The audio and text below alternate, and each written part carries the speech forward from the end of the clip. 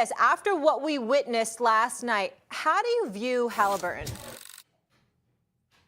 A closer. I think one of the most clutch players we've seen in the postseason era. I mean, it's been spectacular to watch. I'm not going to lie. He was getting thoroughly outplayed for more than 3.5 quarters. He appeared to be a no-show. We were looking at him wondering what the hell was going on.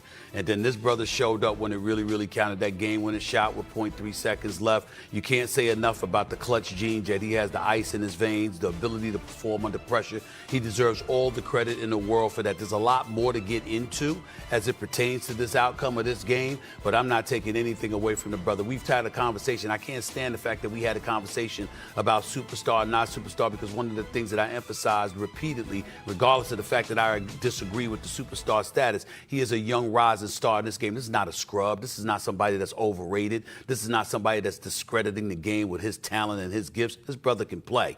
He can play, and you certainly want the ball in his hands with money on the line because he has shown you time and time again that he can deliver.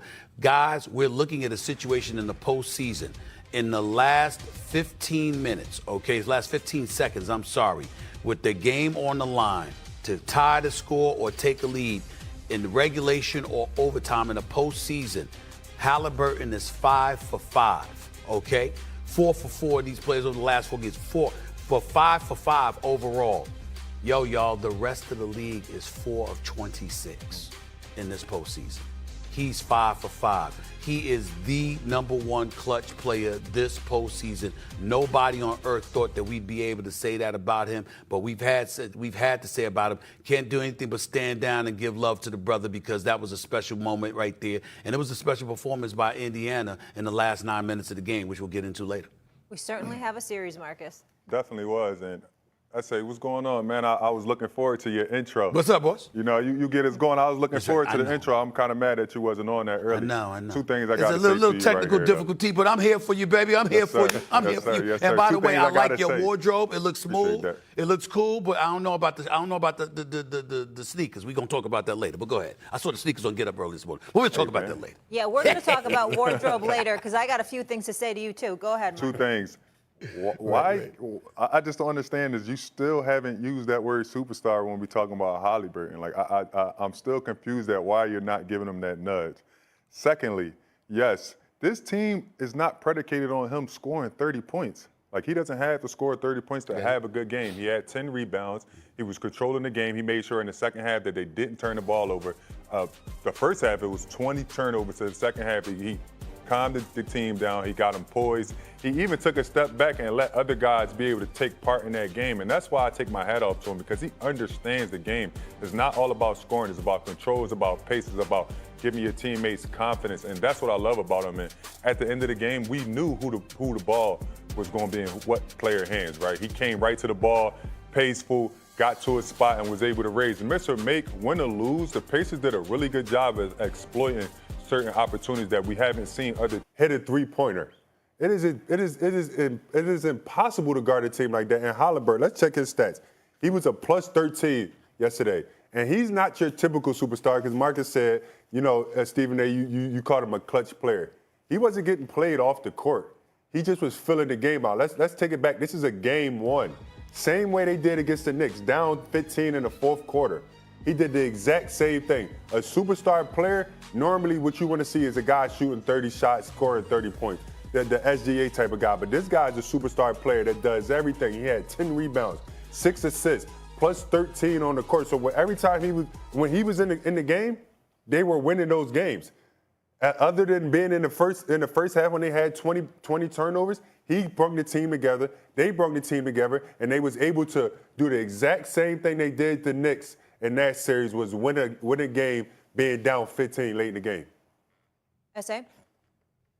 Well, listen, here's the deal, y'all. Let me try to explain. I'm going to try to explain this one more time because, the twins, you ain't listening to me enough, okay? Here's the deal, fellas, all right? We ain't listening, but Haliburton, you got 5 for 5 in the last 15 seconds.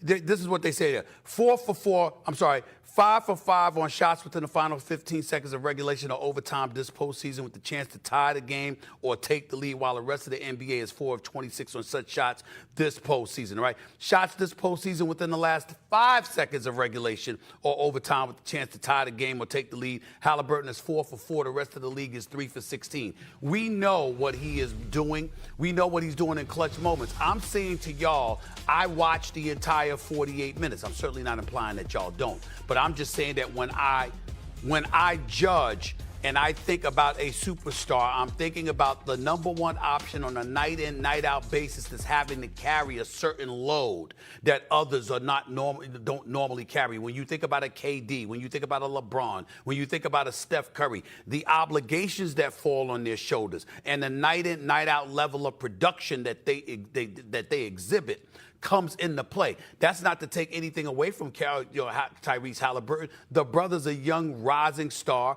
and you know that when it's clutch time, you can put the ball in his hands and say, yo, brother, take us there, and he'll find a way because he has shown that. But in totality, you guys played in the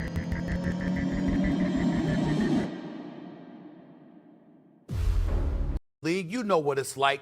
48 minutes a night, 82 nights a year, sometimes less, of course, because everybody ain't playing every game in this day and age. Plus the postseason, you're the number one guy. The load and the onus on your shoulder is so exponentially more than everybody else. That's a little bit different for Tyrese Haliburton. Y'all pointed it out. Look at the parts around him. Look at the Pascal Siakam. Look at Nembhard and what he did last night and how clutch he was. Look at Neesmith in this play. Look at Miles Turner pulling up and banking into three. Collectively, the Indiana Pacers have played 11 players at least 15 minutes a game during the regular season. They come in with depth. So when you see all of that, that's not to take anything away from Haliburton and what he brings to the table. He certainly ain't overrated. You're He's just saying better it's than more of a good. collective He's a effort special than player. putting the It's team on just his that shoulders. when you think about you superstar, you just think a little bit differently. That's all I'm saying, fellas. Nothing more.